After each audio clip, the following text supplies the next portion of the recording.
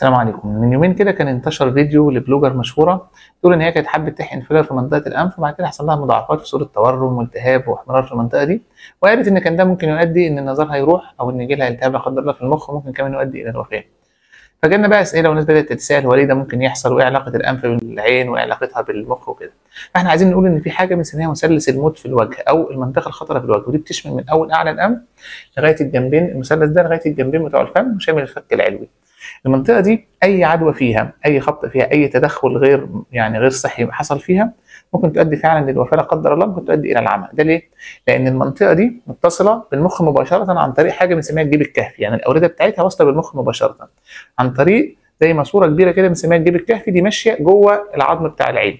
فبالتالي بتعدي، يعني اي عدوى فيها بتوصل عن طريق الدم للعين بعدين مباشره للمخ. طبعا ممكن تؤدي الى فقد تام للنظر لان هي بتبقى سريعه الانتشار بسرعه وما نقدرش نسيطر عليها.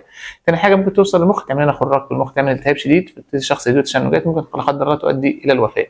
عشان كده بنقول ان حتى لو انت عندك مثلا حبايه صغيره او اي عدوى او اي التهاب حصل لك في المنطقه دي، ما تتدخلش من نفسك، ما تفتحش الحبايه دي، ما تضغطش عليها، ما تجيش عندها، انت لازم تروح للدكتور تاخد العلاج اللي هيقوله لك الدكتور. لو حسيت باي مشكله، لو انت عندك مشكله في المنطقه دي بعد كده حسيت باي مشكله في النظر او حاجه، لازم تروح بسرعه للدكتور العيون.